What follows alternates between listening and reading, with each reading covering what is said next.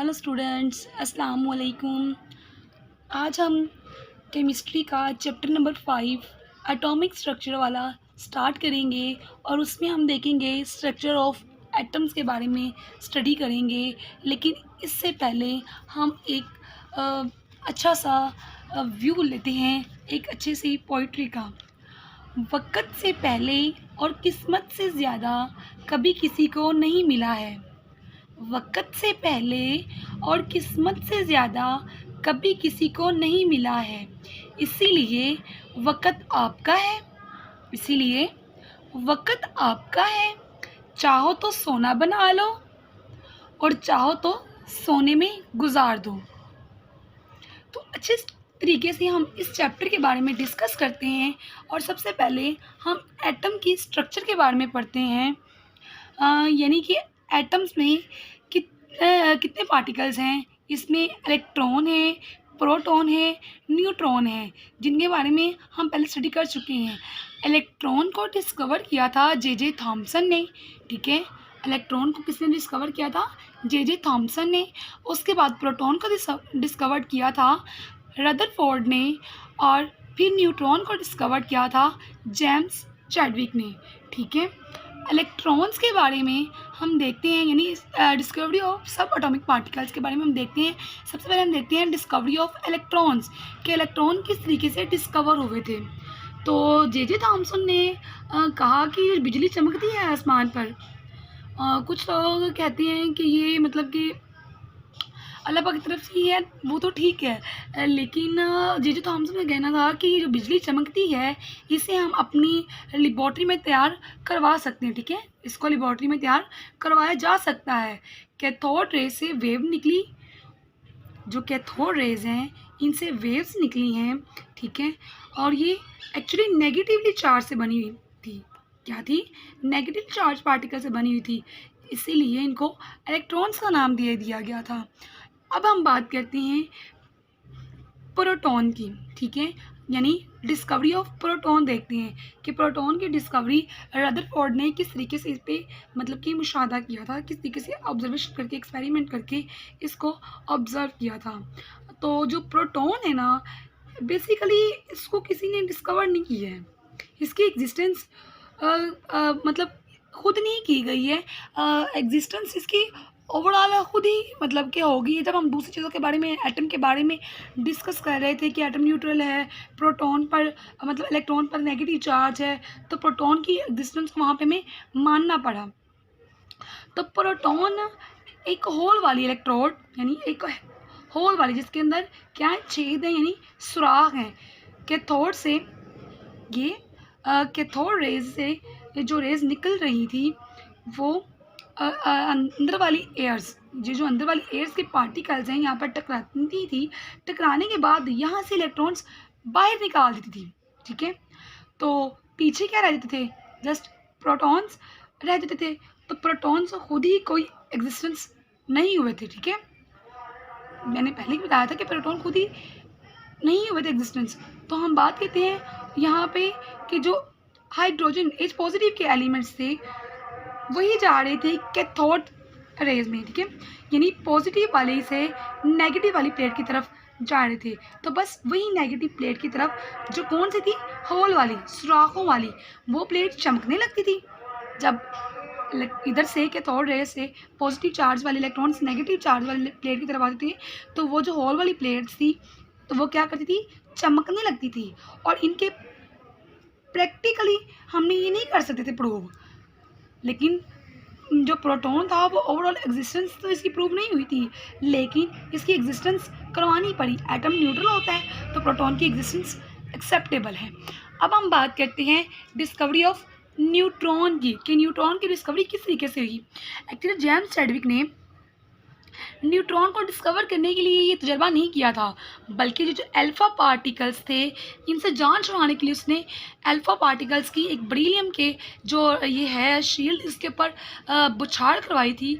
तो ये जो बेरिलियम के पार्टिकल्स थे ये वापस रिफ्लेक्ट हो गए, ना ही तो ये प्रोटॉन की तरफ गए और ना ही ये न्यूट्रॉन की तरफ गए, बल्कि बेरिलियम प्लेट के जो पार्टिकल्स हैं इधर से बाहर निकल रही थी और वो ना ही पॉजिटिव की तरफ गए और ना ही नेगेटिव की तरफ गए, इसीलिए इनको क्या नाम दे दिया गया, न्यूट्रॉन का। यानी अल्फा पार्टिकल की वजह से न्यूट्रॉन की दरियाफ्त हुई। ठीक है, आई होप कि आपको स्ट्रक्चर ऑफ एटम्स समझ आ गया होगा। अब हम बात करते हैं नेक्स्ट टॉपिक की, एटॉमिक मॉडल की। अब बात करते हैं हम एटॉमिक मॉडल की कि एटॉमिक मॉडल क्या है। यानी एटॉमिक मॉडल मतलब एटम्स। एटम में क्या है, इलेक्ट्रॉन है, प्रोटॉन है, न्यूट्रॉन है। तो ये एटम के अंदर रहते कैसे हैं, ठीक है, ये एटम के अंदर कैसे रहते हैं। फर्स्ट टाइम जब जे थॉमसन से पूछा गया कि तुमने इलेक्ट्रॉन को प्रोड्यूस करवाया है तो इलेक्ट्रॉन किधर रहते हैं, तो शायद वो वाटरमेलन खा रहे थे। तो उन्होंने क्या कहा, उन्होंने कहा कि वाटरमेलन की तरह जिसकी आउटर ग्रीन लेयर होती है ना, उसको उसने कह दिया कि ये न्यूट्रॉन की परत है, इसके अंदर जो है ना वो जो बीज होते हैं ब्लैक ब्लैक वो इलेक्ट्रॉन है, और जो रेड कलर का इसका पल्प होता है वो प्रोटॉन है। ठीक है, तो इस तरीके से यानी ये आउटर है ये क्या होगी, हमारे पास इलेक्ट्रॉन है, जो इसके अंदर ब्लैक ब्लैक वाले सीड हैं वो क्या थे, प्रोटॉन हो गए, और जो रेड वाली परत थी वो क्या, प्रोटॉन हो गए। इसको प्लम पंडिंग मॉडल भी कहते हैं। इस थ्योरी को जो जे थॉमसन ने की, इसको हम प्लम पंडिंग थ्योरी भी कहते हैं, और क्या कहते हैं, केक पंडिंग मॉडल भी कहते हैं। ठीक है, यानी इस थ्योरी को तो रिजेक्ट कर दिया गया था। रदरफोर्ड आया, उसने कहा कि, और उसने और उसके स्टूडेंट्स ने जब बुछाड़ की अल्फा पार्टिकल्स की यानी उससे जांच छुड़वाने के लिए मुशाहदा किया, तो यहाँ पर हमारे पास ये जो लेड का एक बॉक्स है जिसके अंदर अल्फा सोर्सेज हैं, इसके अंदर ये लेड का बॉक्स है। ठीक है, ये कॉन्टीन्यूसली अल्फा पार्टिकल्स हैं जो बहुत सीधे से इलेक्ट्रॉन के अंदर से यहाँ से इमिट हो रहे हैं। ये एक होल है, लेड होल, इसके अंदर से जो अल्फा सोर्स निकल रहे हैं वो इस गोल्ड फॉयल शील्ड के ऊपर इफेक्ट कर रहे हैं। ठीक है, इसका मतलब है कि इसके अंदर बहुत सी जगह खाली है, इस एटम के अंदर एम्प्टी स्पेस है। ठीक है, इसका मतलब क्या है कि इसके अंदर बहुत खाली जगह है। कुछ पार्टिकल्स रिफ्लेक्ट हो गए थे, कुछ पार्टिकल यहाँ से रिफ्लेक्ट हो गए थे, और कुछ पार्टिकल्स 180 के डिग्री की, ये जो 180 डिग्री का जो जाविया बना के यानी एंगल बनाकर घूम कर वापस आ रहे थे। तो ये बहुत ही इंटरेस्टिंग बात थी कि पूरा एटम वैसे तो खाली है, लेकिन इसके अंदर ऐसी जगह भी हैं जिसका एरिया बहुत कम है, जिसका एरिया बहुत कम है, और वो जगह ऐसी है जहाँ पर पॉजिटिव चार्ज यानी प्रोटॉन लाया करते हैं। यहाँ पर जो जगह खाली है, एम्प्टी है स्पेसिस, वहाँ पर क्या है, वहाँ पर हमारे पास प्रोटॉन लाई करते हैं, और वो बहुत मैसी है, यानी जो एटम से टकराएगा वो वहाँ से चूर चूर ही हो जाएगा, यानी टूट फूट का शिकार हो जाएगा।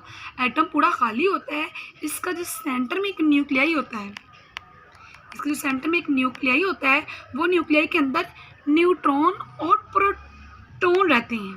ठीक है, हमने पहले भी बात की थी कि जो एटम का न्यूक्लियाई है वो अंदर से एम्प्टी है, और इसके अंदर क्या है, प्रोटॉन और न्यूट्रॉन है।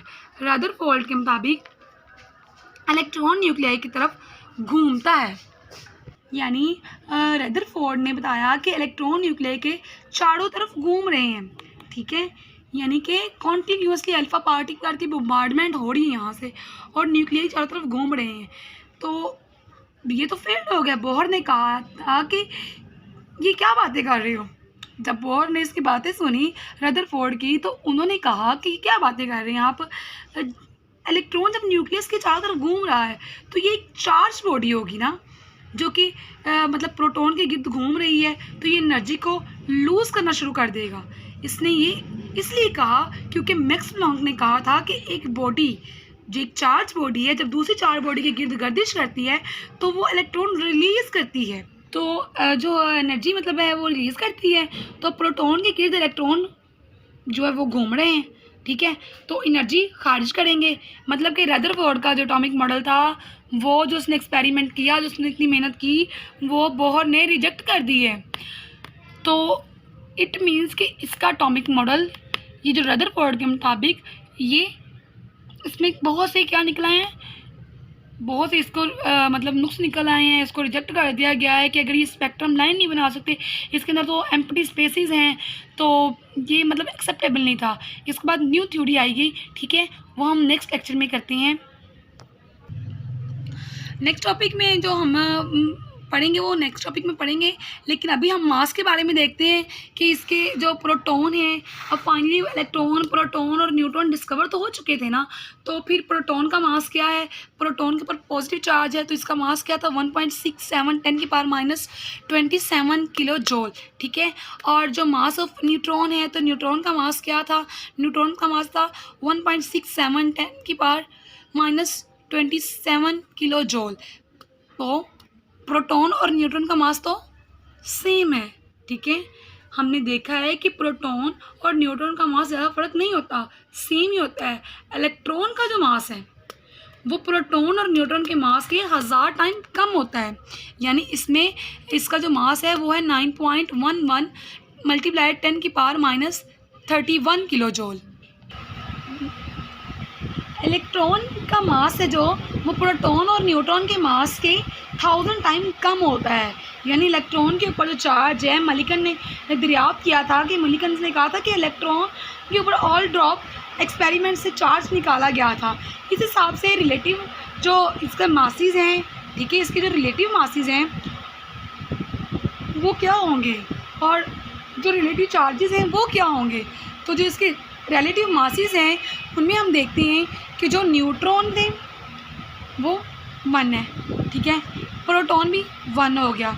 तो इलेक्ट्रॉन क्या है यहाँ पर 0 है, क्योंकि ये तो इन दोनों से 1000 गुना कम रखता है अपने पास इलेक्ट्रॉनिक कॉन्फ़िगरेशन या इलेक्ट्रॉन्स की जो टेंडेंसी है। अब बात करते हैं चार्ज की, तो प्रोटॉन्स का चार्ज होता है 1.6 × 10⁻19 कॉलम। न्यूट्रॉन का जो चार्ज होता है वो होता है 0 डिग्री सेल्सियस, और जो कॉलम, और जो इलेक्ट्रॉन है, इलेक्ट्रॉन का जो चार्ज होता है वो होता है -1.6 10⁻19 कॉलम। प्रोटॉन का पॉजिटिव चार्ज है और न्यूट्रॉन का नेगेटिव चार्ज है, लेकिन इनका चार्ज जो है ना वो सेम ही था। बट अब क्या होगा, अब इनके जो, अब हम रिलेटिव चार्ज की बात करेंगे इलेक्ट्रॉन और प्रोटॉन की, तो इलेक्ट्रॉन का तो जो है वो नेगेटिव हो जाएगा, और जो प्रोटॉन का है वो क्या हो जाएगा, पॉजिटिव, और इसकी जो न्यूट्रॉन की चार्ज डेंसिटी थी वो 0 है, ठीक है। तो इसी तरीके से हमने देखा कि जो इसका नंबर है रिलेटिव, वो डिवाइड करेंगे, जब रिलेटिव चार्ज निकालना होगा तो कॉमन लेकर सब डिवाइड कर देंगे, यानी 1.67 10⁻27 से सबको डिवाइड करो, क्योंकि इलेक्ट्रॉन का मास 1000 गुना कम यानी छोटा होता है, तो उसको 0 हो जाएगा। एटॉमिक नंबर की हम बात कर रहे थे, तो और एटॉमिक नंबर जो है उसके बारे में हम बात करेंगे अब डिटेल से कि एटॉमिक नंबर होता क्या है और मैस नंबर क्या होता है, ठीक है। तो आई होप कि आपको समझ आ गई होगी इस मास की कि इसके अंदर कितना मास होता है प्रोटॉन, न्यूट्रॉन और इलेक्ट्रॉन का, इसके ऊपर चार्ज कितना होता है, इसका रिलेटिव चार्ज कितने इलेक्ट्रॉन, प्रोटॉन और न्यूट्रॉन का, रिलेटिव मास कितने इलेक्ट्रॉन, प्रोटॉन और न्यूट्रॉन का। अब हम नेक्स्ट टॉपिक स्टार्ट करेंगे इंशाल्लाह नेक्स्ट वीडियो में, और वो होगा एटॉमिक नंबर और मैस नंबर पे। मिलते हैं नेक्स्ट वीडियो में। अल्लाह हाफिज़।